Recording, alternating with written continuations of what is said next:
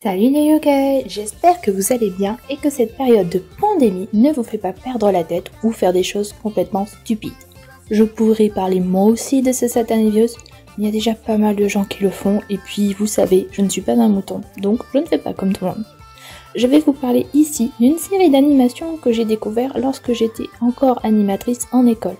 Pas de série importée du Japon, mais bien une série made in France.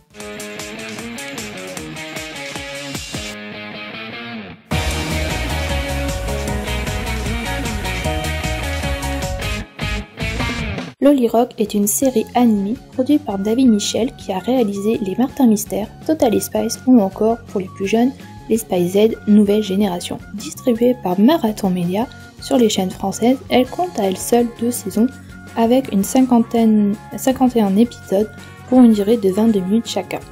Elle a débuté en 2014 pour se finir en 2017 mais redistribuée sur la 14 pour le plus grand plaisir des enfants. Mais de quoi parle cette série ? On suit ici les aventures de 3 ados, Iris, Talia et Oriana, qui font partie d'un groupe de pop-rock nommé Lolirock. Mais ceci n'est qu'une couverture, puisqu'en réalité, ce sont 3 princesses guerrières possédant des pouvoirs magiques. Héritière du royaume d'Ephédia, prisonnier du terrible sorcier Gramor, Iris doit libérer son royaume et peuple en cherchant les saphirs manquant à sa couronne, lui procurant ainsi d'énormes pouvoirs. Aidée par ses amis, elles vivent sur Terre et cherchent activement ses loyaux. Mais des récurrents antagonistes seront présents pour entraver leur recherche.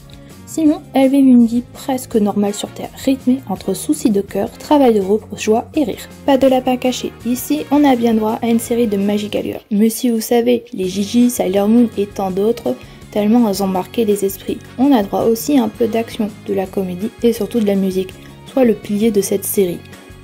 Bon, après, vous attendez pas à quelque chose de très sophistiqué. Je vous rappelle que c'est une série d'animation pour enfants, surtout les petites filles et les filles, dont les rêves de princesse, paillettes et histoires d'amour sont tout à fait normales. Niveau scénario, c'est assez bien pensé pour les 3 filles, qui ne sont pas un vulgaire copier-coller de l'une à l'autre. Chacune a son point fort et son point faible. Pour ce qui est des musiques, si sur certains forums ou sites j'ai pu lire des critiques abusives, elles sont intelligentes et ont du sens au niveau du texte. Étant plus vieille que la cible visée, je ne saurais dire si elles sont agréables à écouter, mais donnent néanmoins une impression de rafraîchissement et de positivité. Niveau dialogue entre personnages principaux, secondaires ou simples protagonistes, on y ressent de la tendresse et de l'humour, tels sont les codes de création de David Michel. Et c'est ici que se termine cette vidéo. Alors bien sûr, des séries comme celle-ci, j'en ai beaucoup entendu parler quand j'étais en école, et il n'était pas rare de voir les enfants rejouer les personnages ou même les épisodes en entier. Bien que ma génération était très jeux vidéo, la dernière note est plus internet, elle connaît pas mal d'influenceurs et de youtubeurs. Je vais vous citer par exemple Squeezie, JDG, le Blédard, Feu Jumper, Octolady, des Vovo, peut-être Colin Sekosuke, Feu Jumper, bref, tous ces noms-là, vous les connaissez. Et selon les tranches d'âge d'enfants, les sujets sur les animés en cours, pendant la récréation ou pendant la pause méridienne étaient très fréquents. C'était pas des sujets balancés comme ça, nous on s'était venu nous voir en disant oui j'ai vu une vidéo de telle personne et je voudrais en rediscuter avec toi. Pourquoi pas, écoute, je suis là, autant discuter. Et aussi bizarre que cela puisse paraître, les séries pour enfants, au départ je me suis dit bon Pokémon et tout, certains sont un peu vieux, ils vont pas forcément y penser. Et ben non, dormez-vous. Il y avait beaucoup de jeux sur Pokémon, sur Beyblade, je pense que ça va parler pour certains, Yu-Gi-Oh! Ça a quand même parlé pour certains, c'est quand même vieux. Et c'était tout aussi intéressant. Demander un résumé à un enfant, c'est un parcours du combattant, il faut un sacré décodage. Parce que je vous rappelle que les enfants vont vous parler d'un moment de l'anime, et d'un coup ils vont revenir 15 épisodes en arrière, 15 épisodes après.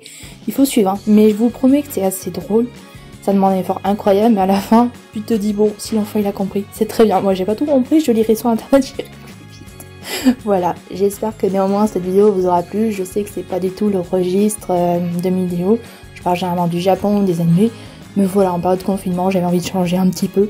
Et puis, vous inquiétez pas, il y en aura d'autres. Si ça vous a plu, tant mieux. Si ça n'a pas plu, tant pis, hein. Écoutez, je fais avec, y a pas de souci. Donc, on se retrouve très vite et je vous dis à très bientôt. Bye bye, mes petits yokai.